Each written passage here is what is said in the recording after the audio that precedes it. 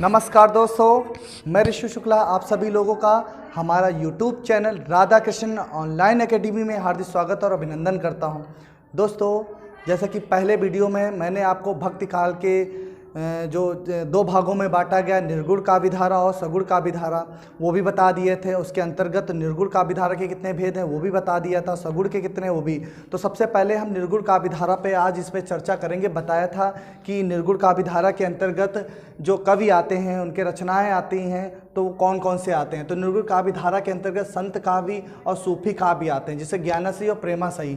तो संत काव्य के अंतर्गत कौन कौन से कवि है, मैंने आप लोगों को बताया था। संत काव्य के प्रवर्तक कौन है, तो कबीर दास को माना जाता है। और सूफी काव्य के प्रवर्तक कौन है, तो मलिक मोहम्मद जैसी कहते हैं। तो कबीर के अलावा कौन कौन से राइटर आते हैं, इस पे जरा आज हम चर्चा करेंगे संक्षेप में। तो सबसे पहले हम कबीर के अलावा, कबीर तो आप लोग जान गए, कबीर आ जाते हैं, फिर आपके पहले आ जाते हैं, जैसे कि लिख देते हैं कबीर दास। कबीर दास, ठीक है, ये आ जाते हैं। कबीर दास की रचना कौन सी है, वीजक। अब वीजक कौन सी है, 3 पार्ट है वीजक के, साखी, शबद,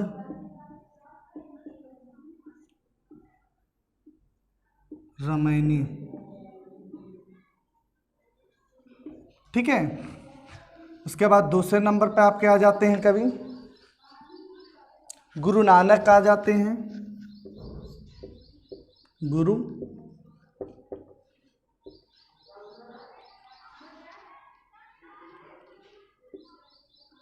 नानक, गुरु नानक की रचनाएं कौन सी है,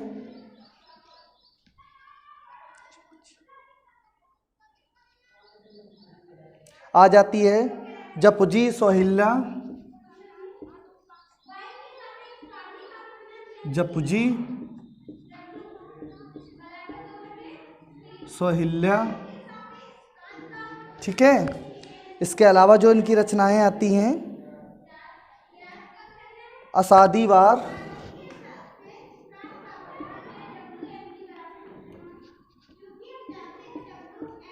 असादीवार, ठीक है, असादीवार,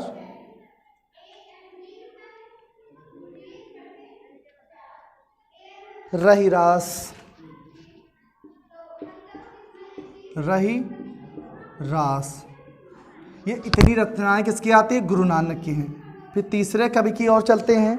जो तीसरे कवि आ जाते हैं, मलूक दास, मलूक दास। अब मलूक दास की कौन कौन सी रचनाएं आ जाती हैं,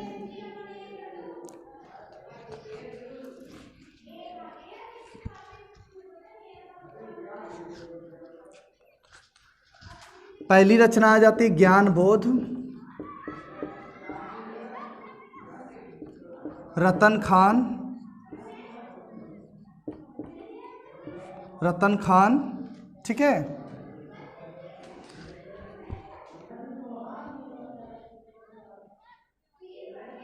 भक्ति विवेक,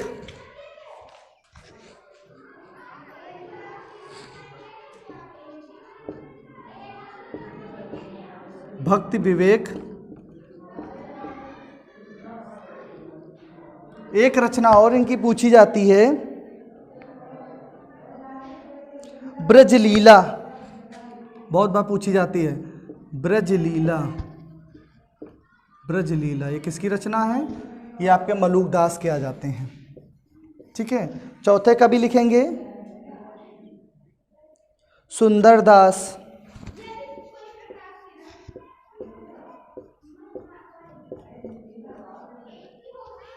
सुंदर दास की रचनाएं देखेंगे कौन कौन सी हैं, ज्ञान समुद्र, सुंदर विलास, ज्ञान समुद्र, सुंदर विलास, ठीक है। पांचवें कवि देखेंगे, लास्ट कवि इसके गुरु अर्जुन देव पूछे जाते हैं। गुरु अर्जुन देव, गुरु अर्जुन देव। अब गुरु अर्जन देव के जो रचनाएं आ जाती हैं, सुखैनी 52 अक्षरी, सुखैनी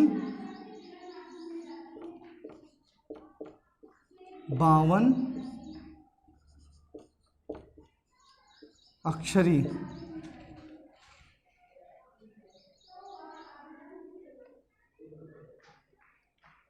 ठीक है, इस प्रकार से ये आपके संत काव्य के अंतर्गत आ जाते हैं। फिर इसके बाद हम पढ़ते हैं। ठीक है, अब सूफी काव्य में कौन कौन से आ जाते हैं? जायसी आप लोग जानते हैं, नंबर 1 पर जायसी का नाम। जायसी क्या है? आपके प्रवर्तक हैं। जायसी की रचनाएं हैं पद्मावत, आखिरी,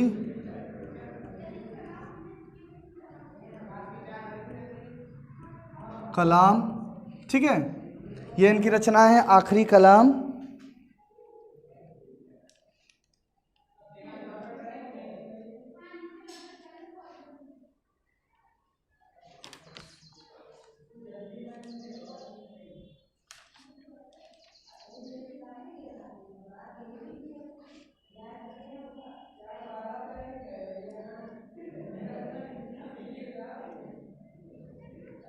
अखरावट, एक रचना और इनकी पूछी जाती है, अखरावट।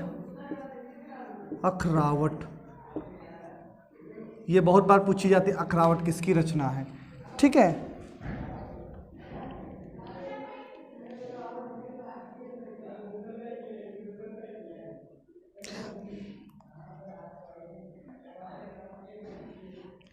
इसके अलावा मंझन और कुतुबन की रचनाएं पूछी जाती है। दूसरे कवि हैं मंझन, मंझन भी पूछे जाते हैं। मंझन, तो मंझन की रचनाएं कौन सी हैं? देखेंगे, मधुमालती। मंझन की रचना कौन सी है? मधुमालती। ठीक है, दूसरे कवि आपके आ जाते हैं इसके बाद में, मंझन के बाद में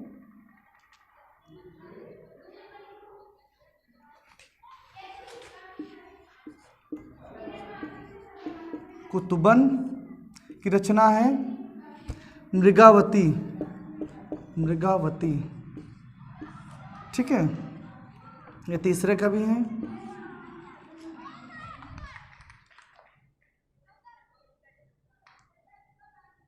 और एक और आ जाते हैं उस्मान। उस्मान ये भी एक हैं राइटर, इनकी है चित्रावली। इन्होंने क्या लिखा है? चित्रावली।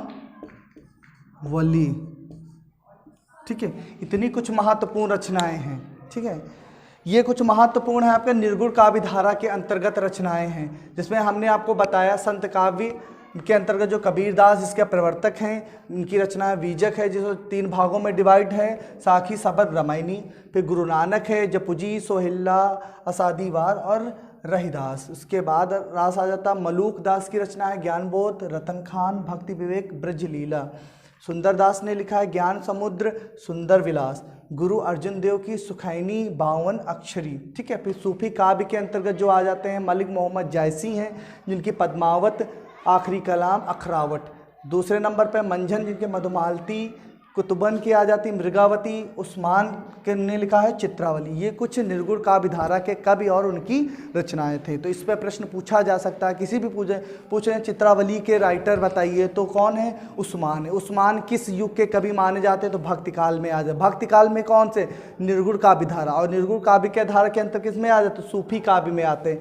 तो ये सब आपके क्या है? सूफी अर्थात प्रेमाश्रयी काव्य हैं। ठीक है, और ये आपके ज्ञानाश्रयी काव्य। इस प्रकार से आपका निर्गुण काव्य धारा कंप्लीट हुआ। नेक्स्ट वीडियो जो अगली वीडियो जो आपकी आएगी, उसमें आपको हम बताएंगे सगुण काव्य धारा के अंतर्गत, जिसमें आपके 2 पार्ट बताए गए हैं सगुण काव्य के, आपके राम भक्ति शाखा और कृष्ण भक्ति शाखा। उसमें बताएंगे राम भक्ति शाखा के अंतर्गत कौन कौन से कवि आते हैं और कृष्ण भक्ति शाखा के अंतर्गत कौन कौन से कवि आए। तो आज की वीडियो में यहीं तक। बहुत बहुत धन्यवाद। नमस्कार।